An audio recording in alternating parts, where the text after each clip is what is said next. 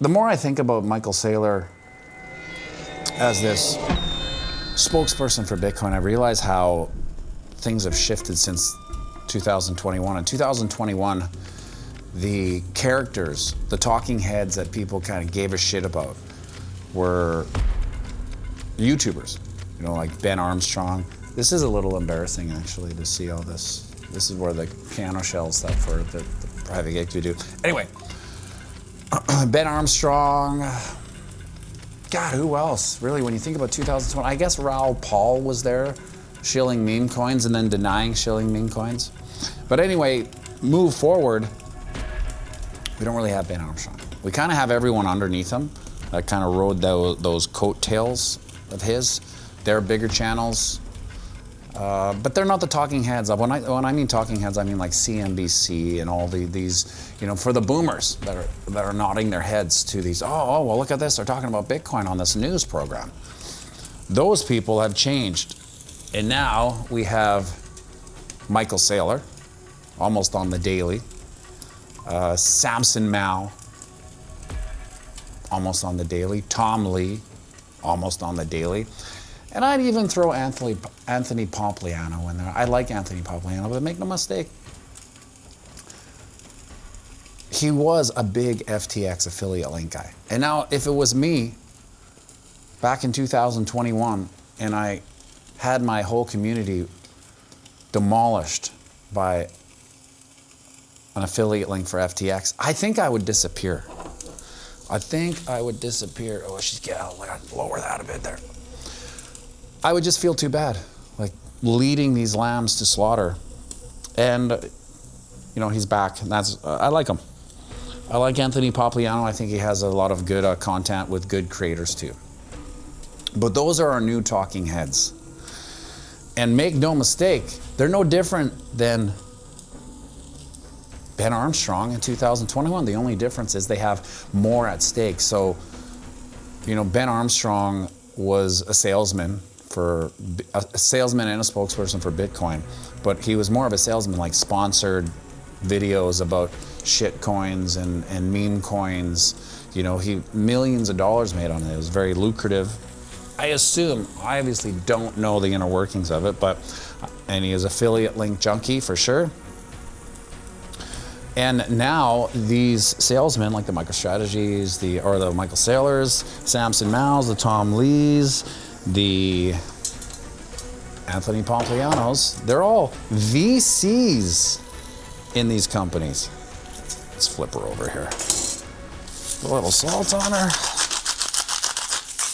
Little this hardcore carnivore. There we go. Gives it that nice look. They're now the affiliate link junkies and the salesmen. However, the stake in the game is huge now. And I'm all for it. Like for Anthony Pompliano and his being a VC in all these startups, you know, with lending. I can't remember what they're called. Figure something else.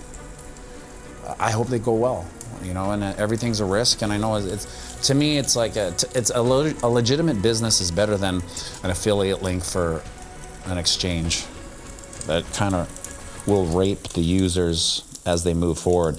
But I think that would be a huge black mark too. If any of, imagine he's a VC in some lending protocol, and it goes belly up, and he got people involved. You know, to a certain degree, I guess it's buyer beware.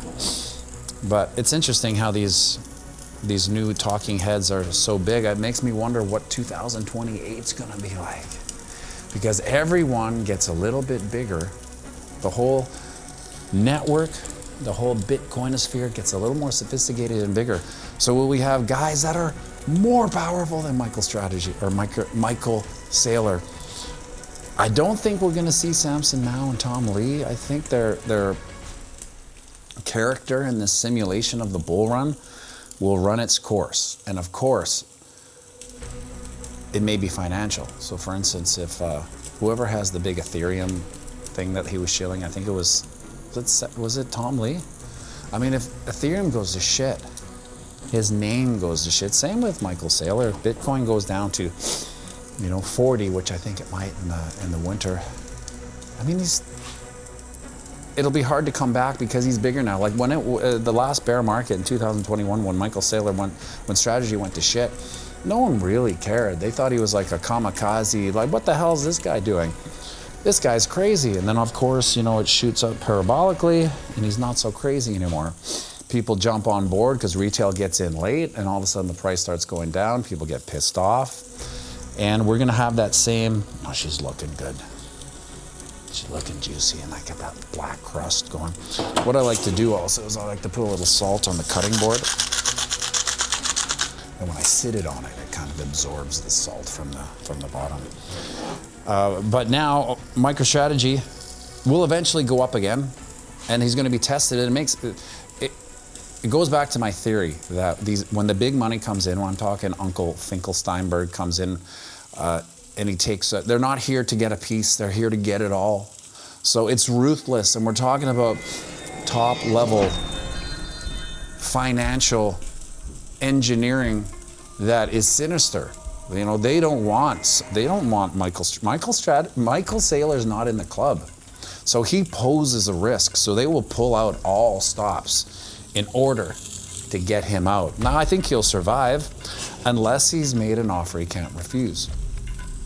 So I always talk about silver or lead.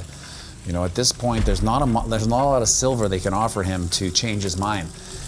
And there's not a lot of lead because he doesn't have any kids. So what I mean by lead is that they tend to threaten the children when it comes to changing their mind. If you don't want to take the money, well, it'd be horrible if something happened to little Mikey Jr., even though he doesn't have any kids. So he's a hard target. He's a hard target to influence, and maybe they'll leave him alone. Maybe he's in bed with the American government. Who knows? All right, let's take a look at this guy here. Oh, yeah.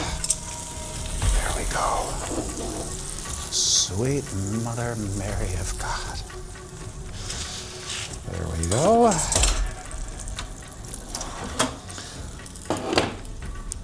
Have to put a little salt immediately. Now here's what I generally do at the end of a steak. I have a little pan here that has some butter on it. I put it up to the grill. The grill's about 1200. It's not, this thing goes to 1500. It's right below like a restaurant style steak griller. I just stick it up there. She gets nice and boiling hot, the butter I'm talking about. And I just pour it over. Give it that nice little juice there. Oh, you can hear that sizzle. And that, my friends,